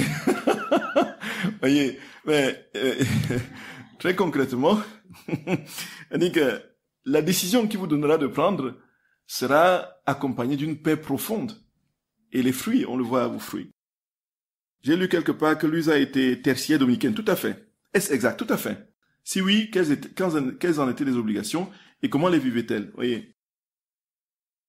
Les tertiaires dominicains, le tiers ordre dominicain, en fait, c'est comme les tiers ordres qui sont greffés aux grandes congrégations, qui, eux, vivent la spiritualité de l'ordre dans le monde sans les vœux, voyez un peu. Donc, chacun dans son domaine. Par exemple, pour ce qui est le tiers ordre dominicain, comme le charisme fondamental dominicain, c'est l'approfondissement de la parole de Dieu. Tout ce qui peut tourner autour comme connaissance intellectuelle pour mieux approfondir cette parole. Sauf que très souvent, on a vu que la parole devait plutôt servir à appuyer les thèses plutôt les thèses extérieures des philosophies plus ou moins ajustées devaient servir pour détruire les vérités de la parole, ainsi de suite. Donc, c'est ça le danger dans le truc. Alors, le tiers ordre, c'était, je ne sais pas dans quelle mesure, rien n'est dit sur comment elle vivait sa vie de tiers ordre dominicain. Rien n'est dit sur comment est-ce qu'elle vivait, est-ce qu'il se retrouvait. Mais en règle générale, autour de la spiritualité de l'ordre en question, on se retrouve, on partage soit un texte de l'évangile, où on creuse une question, ou encore on prie. Et je pense que comme l'ordre dominicain nous a amené le rosaire, je pense qu'il devait se réunir en ce temps-là et il devait prier le rosaire. Vous voyez, comme les équipes du rosaire qui sont encore aujourd'hui, c'est possible aussi. Rien n'est dit. Y a-t-il un stade où on passe en mode continu et où on peut lâcher toutes les pratiques antérieures? Par exemple, donner des messes, prières à Saint-Michel, communion des vendredis et samedis, adoration et salut du Saint-Sacrement. Frères et sœurs d'amour, je ne suis pas venu abolir, mais accomplir. Donc, cet accomplissement, c'est fait dans tout ce que nous faisons, dans tous les actes. l'adoration du Saint-Sacrement, on l'adore au nom de tous et pour tous, dans la divine volonté, n'est-ce pas, la prière à Saint-Michel, déjà on mobilise Saint-Michel. Nous avons vu comment Luisa Picaretta a mobilisé son ange. On a répondu déjà à ces questions plus ou moins. Saint-Michel, voilà. Entrons dans ce combat, dans la divine volonté. Allons-y. Avec tous les anges, mobilise toute l'armée céleste. Allons, mettons la couronne d'épines sur la tête de ceci, voyez un peu ça. Nous sommes là dans la divine volonté pleinement. Et qu'est-ce qui va rester enfin quand vous aurez tout saccagé? Ça, c'est vraiment l'esprit iconoclaste. Hein? Quand on aura tout saccagé, qu'est-ce qui va rester finalement? Le nombril. Ce qui va rester, ce sera le nombril. La dévotion des premiers samedis, je le fais dans ma paroisse depuis des années. Les premiers samedis de réparation au cœur immaculé de Marie. Qu'est-ce que sera l'aide de la divine volonté? Ce sera le triomphe du cœur immaculé de Marie. Le docteur Tomasini dit que dans la divine volonté, il ne peut pas y avoir de guide spirituel. Pourtant, on sent le besoin au début. Bon. C'est encore une théorie, frères et sœurs d'amour. Moi, si je n'avais pas mon père spirituel, je ne serais pas là devant vous aujourd'hui. Hein. Qu'est-ce que ça veut dire tout ça? Luisa a eu des accompagnateurs jusqu'à la fin de sa vie. Pas de pion. Mais d'où vient cette théorie, frères et sœurs d'amour? Luisa a eu les accompagnateurs des pères spirituels jusqu'à la fin, lorsque le cadeau était là. Sans eux, elle ne pouvait rien. Même le Seigneur disait, voilà, obéis, dame obéissante, nous voyons bien. Connaissons la dame obéissante, la lutte entre là. Et au nom de quoi? Moi, je suis sorti des terribles routes de souffrance grâce à mon père spirituel qui aujourd'hui connaît mon âme dans tous ses replis. Et sans lui, frères et sœurs d'amour, je ne serais pas là aujourd'hui, je vous assure. Mais d'où viennent toutes ces théories? Pardon, frères et sœurs d'amour, pardon.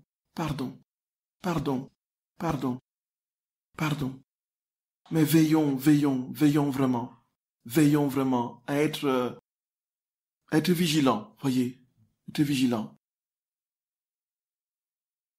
Si nous vivons le ciel sur la terre et qu'en goûtant l'intimité avec Dieu, nous n'aurons plus besoin de nous confesser. C'est ce qu'a vécu Luisa? Non. Luisa se confessait, voyez, dans les premiers, nous voyons même les confessions de 7 heures de temps. Se confessait 7 heures de temps. Jésus allait dans les coins de son âme, voyez, révélait les choses, et puis elle pleurait, elle, voyez un peu. Ça, c'est des théories qui ont fait que, aux États-Unis, il y a des groupes de divine volonté qui ont été bannis de certains diocèses comme ça. Parce que cette théorie fallacieuse comme quoi, maintenant, je suis dans la divine volonté, vous voyez bien.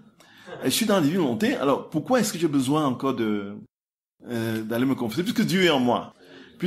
Pourquoi j'ai besoin d'aller à la messe? Puisque, voilà, je suis déjà une hostie vivante. Voyez. Waouh! Pourquoi adorer le Saint-Sacrement? Puisque Jésus est déjà en moi. Voyez un peu. Pourquoi est-ce que le Saint-Sacrement ne devrait pas être au centre de... Pourquoi est-ce que ça n'a plus d'importance que le Saint-Sacrement soit au centre de l'église ou à côté ou à la sacristie ou dans une boîte de trucs dans le placard? Puisque la divine volonté est en moi. Voyez où le démon nous conduit, frères et sœurs d'amour. Nous allons de dérapage en dérapage.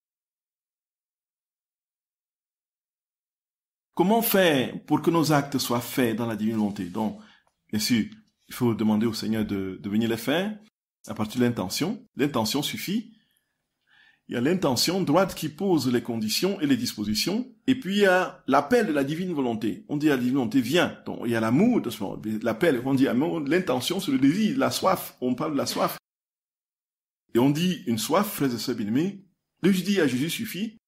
Oui, Jésus vient faire ceci à moi, oui. Ou bien, ça peut dire aussi divine volonté. Puisque Jésus n'est pas séparé de son Père ni de l'Esprit Saint. Voyez. Donc, c'est dans notre cœur que cela se passe. Dans notre cœur. Non, Jésus vient vraiment, réellement. Ce n'est pas une vue d'esprit. Il vient réellement. Mais sauf que nous ne le voyons pas avec nos yeux de chair. Mais réellement, il est là. Il prend possession de nos mains, de nos doigts, de nos pieds, de nos actes, de tout, voyez.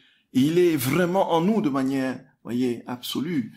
Et là, il pose ses actes, même si nous évoluons par la foi.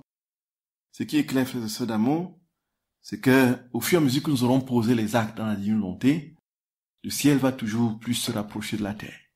La terre va toujours plus monter au ciel. Et comme on dit, le ciel, en touchant la terre, ce sera la rencontre de deux béatitudes.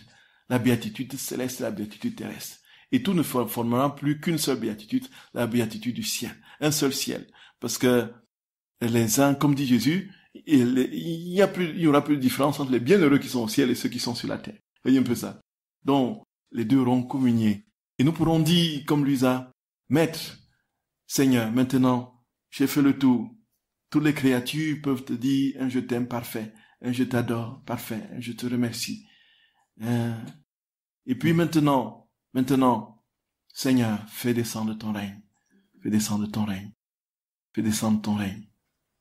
Et que ta volonté soit faite sur la terre comme au ciel. Amen. Amen. Voilà, frères et sœurs d'amour. Nous sommes arrivés à la fin.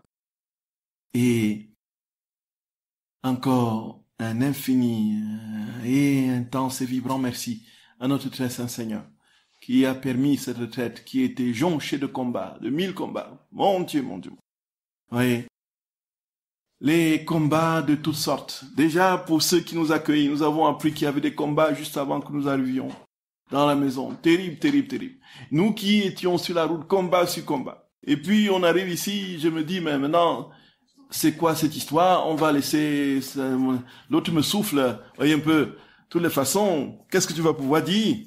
Tu n'es qu'un ignorant. Et tu devrais d'ailleurs avoir fait des années pour pouvoir parler de... Oui, ainsi de suite. On veut abandonner. Heureusement qu'une confession à la Sainte-Bonne me sauve. Un peu. Et puis, on arrive là, c'est tel qui est malade, tel autre qui est en difficulté, tel que qui est en souffrance, tel que, vous voyez. Et puis, à un moment donné, c'est pas possible. Heureusement que dans le lot, le Seigneur nous a envoyé un docteur d'amour.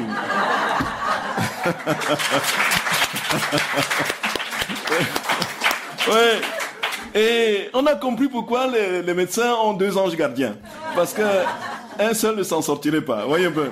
Voyez. Il était à tous les coins. Voyez. Un petit malaise, il était là. Voyez. Une personne qui sent.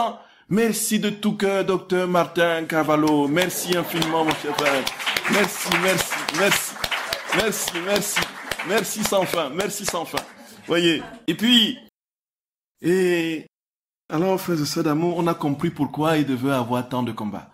Pourquoi il y avait tant de combats? Tout simplement parce que les grâces, nous allons les mesurer de ce que nous avons vécu au fur et à mesure. Voyez, frères et sœurs bien-aimés. Et vraiment, une seule chose compte, frères et sœurs d'amour, dans la divine volonté.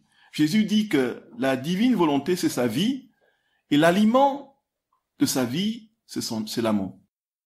C'est l'amour, frères et sœurs bien-aimés, qui assaisonne sa vie. Et donc, tout est une question d'amour. Tout est une question d'amour, frères et sœurs bien-aimés. Aimons le Seigneur de tout notre cœur. Aimons-le. Aimons-le. Aimons-le. Aimons-le. Aimons-le.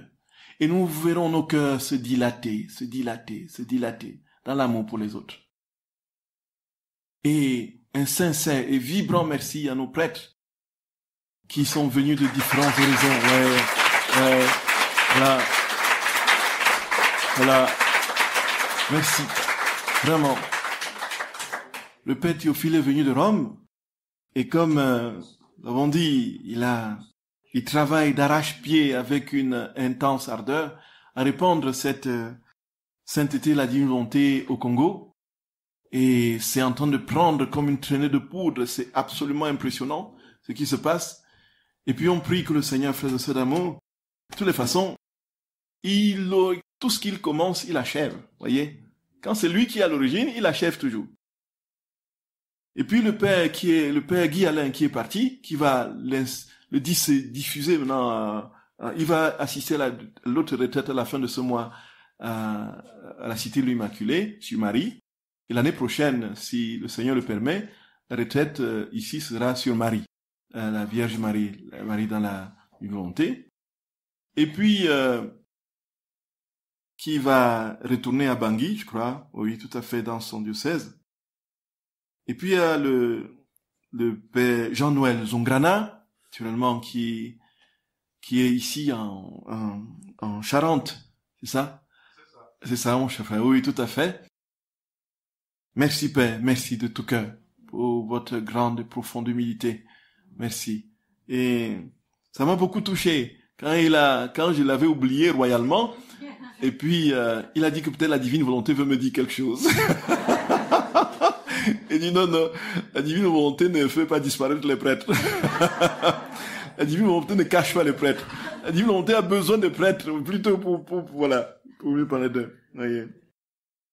Le père Daniel qui est à Salon en Provence, à Aix, et vraiment merci à vous frères et sœurs, cher père. Est-ce que j'ai cité tous les prêtres? Oui, tout à fait.